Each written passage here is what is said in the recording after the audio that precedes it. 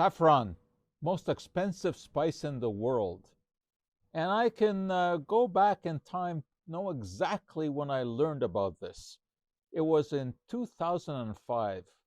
I'd never heard of saffron before, but I came across an article that talked about this mega art display that the Bulgarian artist Christo was putting on in New York. Now, he had already developed some fame by wrapping the Reichstag in Berlin in fabric. And he had also surrounded some islands near Miami in some polypropylene fabric. So he had gotten a lot of publicity for that.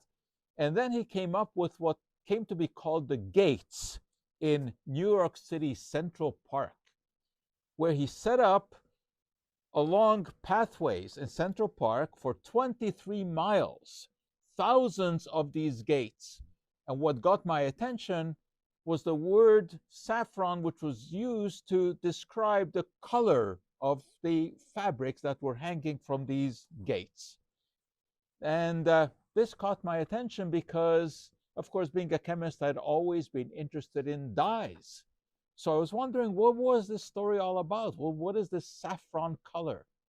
And then, of course, I learned that saffron was actually a spice, although it's much more than that, because it can be used as a fragrance, it can be used as a dye, but it comes from a flower. It comes from a type of crocus. And saffron is actually these little thread-like stigmas that you find in the flower. And you can see each flower has only 3 of these. So you need thousands and thousands of flowers to get an appreciable amount of saffron. It is the most expensive spice in the world. It comes to something like $20,000 for a kilo. Why would anyone do that? Why would anyone spend that kind of money for a spice? Well, because apparently it has such delicate flavor, and it can also color food like rice, and you don't need very much. This is what it actually looks like. Those are the stigmas. And you need very little to achieve flavor and to achieve color. It has a fantastic history. The Romans were already aware of it. They thought that it could prevent drunkenness. So it was a staple at Roman orgies. And in fact, the spice was so prized that Henry VIII made it illegal to be used as a dye because he loved the smell and the taste of it so much, and he was worried that whatever he could get his hands on would be used for a dye. But there were even worse penalties than that. In Nuremberg in the 1700s in Germany, the penalty was to be buried alive if you were caught stowing away some of the spice, because the authorities wanted to control exactly, who would use it. Well, today, believe it or not, there's still an underground trade in saffron with all kinds of fakes.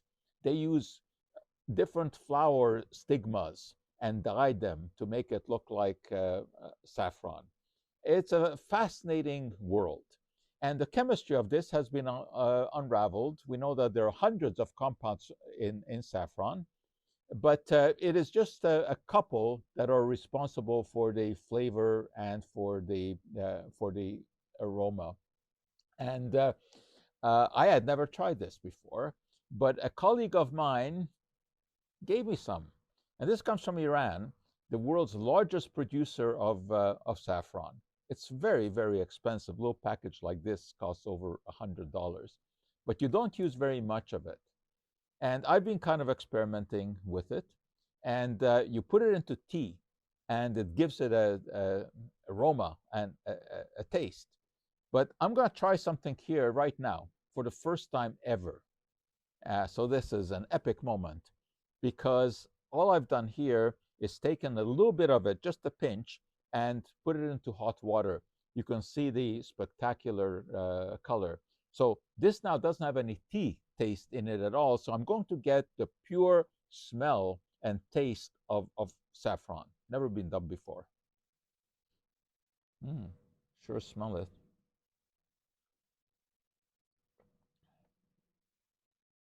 Tastes like hot water with a touch of flavor. I think You do need the tea in there, but it does have a certain flavor and aroma. Anyway, that's how I got started because of Christo's original work of art in New York City, which was only on for 2 weeks.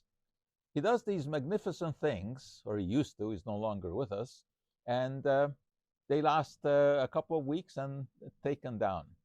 But just to show you my eccentricity, I got so involved with the story that I actually bid on a piece of fabric that came from the Gates in 2005. And I bid on this on eBay, and I just got word that I won.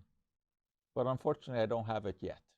But I will be the proud owner of a piece of fabric that was displayed in huge amounts in New York City, in Central Park, in a magnificent work of art by Christo, and it led me down the path to the world's most expensive spice.